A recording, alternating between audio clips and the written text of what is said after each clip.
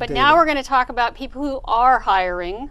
Vestas, the world's largest windmill maker, has announced that it will create 1,200 new jobs in Portland, relocating its North American headquarters and building a new manufacturing plant. SolarWorld is turning its Hillsboro factory into the largest solar wafer and cell factory in the United States and adding 1,000 new jobs by 2010.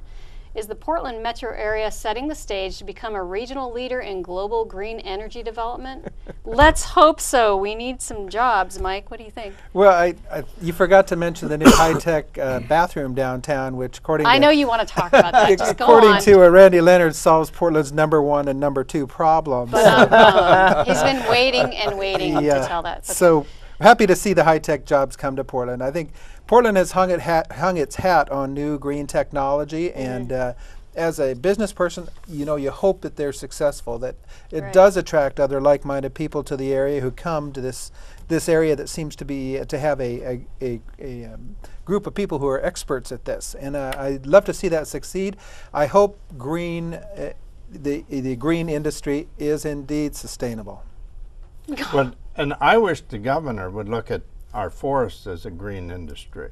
Yeah. And I applaud him for trying to attract new industry, but whenever he fights the BLM on their cutting policies, and granted this isn't the best time for people to sell timber or process it, but hopefully we'll be out of this in 2 years, and it would be nice to have that base because it lowers the price for everyone.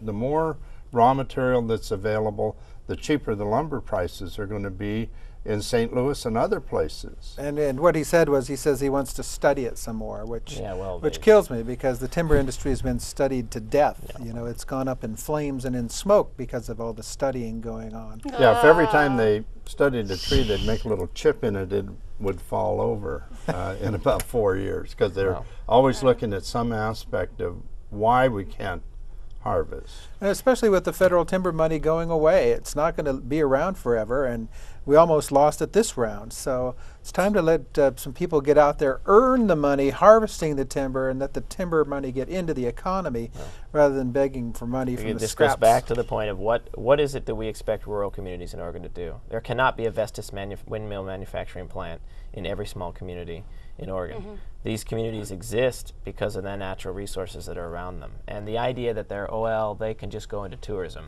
which is annoying. And but some of them can. You can have Leavenworth, Washington. You can have some communities like Abandon that can have a world-renowned golf course. But of the dozens and dozens and dozens of communities in Oregon, they cannot all specialize like that. There's not enough tourist dollars to do that, and so you either watch them turn into sort of lower economic backwaters. Yeah, okay, that's a nice term. Or you can allow people the chance to go back to work cutting trees. This BLM on these BLM lands in question that you're talking about that the governor is rejecting the proposal for.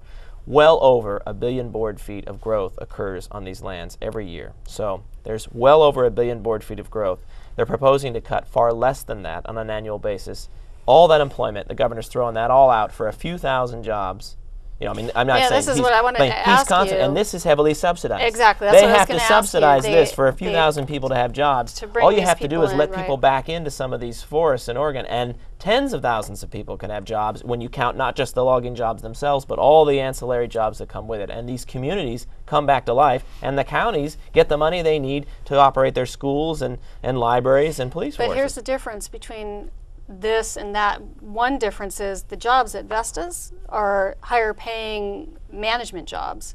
So you're talking about two different workforces. It'd be great if they could both coexist, right? If Vestas could come in and people could get their timber jobs back, because the timber jobs are not low paying jobs. Right, okay, but it is a different skill set, is what I'm saying. Well, absolutely, but every industry is a different skill set. Right, but you're getting people who are living in completely different communities, and yeah, I'm sure they make big bucks going out and risking their lives cutting trees.